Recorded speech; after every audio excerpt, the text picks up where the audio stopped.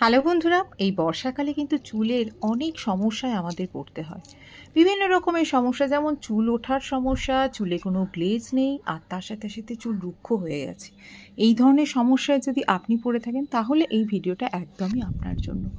আজকে কিছু ভেষজ উপায়, একটা জিনিস বানিয়ে দেখাবো যেটা আমাদের চুলকে সুন্দর করবে, ঘন কালো করবে এবং চুলের কোনো ক্ষতিও করবে না।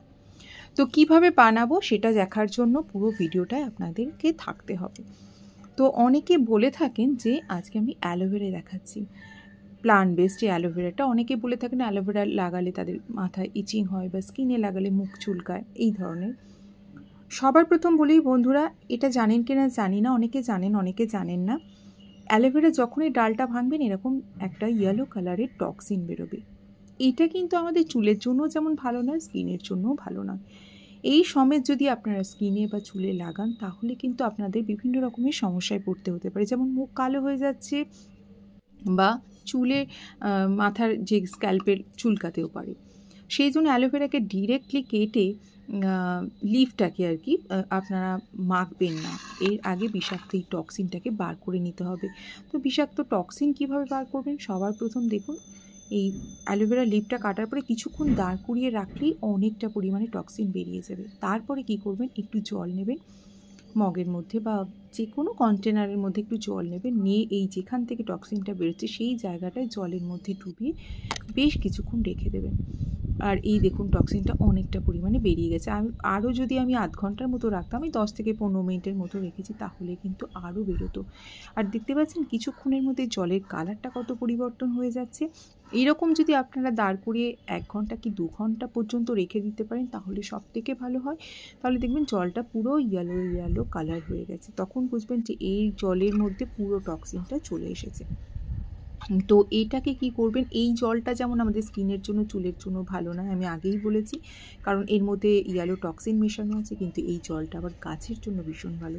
যারা গাছ পছন্দ করেন বা গাছ বাড়িতে রেখেছেন তাদের ক্ষেত্রে বলছি, এই জল দিয়ে গাছের পাতায় যদি স্প্রে করা যায় না, তাহলে কিন্তু গাছে পোকামাকড় যদি হয়ে থাকে, পাতা কুঁকড়ে যাচ্ছে, এই ধরনের সমস্যা হয়ে থাকে, তাহলে সেই ধরনের সমস্যা থেকে মুক্তি পাবেন। সে তো গেল অন্য এক কথা।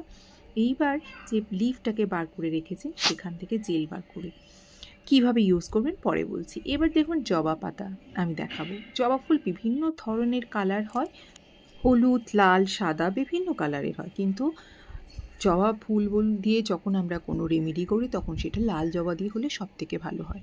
কিন্তু পাতার ক্ষেত্রে সেরকম কোনো ব্যাপার নেই, যদি লাল গাছে লাল ফুলের পাতা পান সেক্ষেত্রে তো খুবই ভালো হয়, যদি না পান সেক্ষেত্রে আপনারা যে কোনো কালারের জবা পাতা ইউজ করতে পারেন। জবা পাতার মধ্যে থাকে প্রচুর পরিমাণে অ্যান্টিঅক্সিডেন্ট, যা আমাদের চুলকে গোড়া থেকে কালো করতে সাহায্য করবে, চুলকে শক্ত করতে সাহায্য করবে এবং চুল সিল্কে সব সুন্দর করতে সাহায্য করবে। তাহলে বুঝতেই পারছেন জবা পাতার মধ্যে কতটা পরিমাণে গুণ আছে চুলকে পরিবর্তন করা।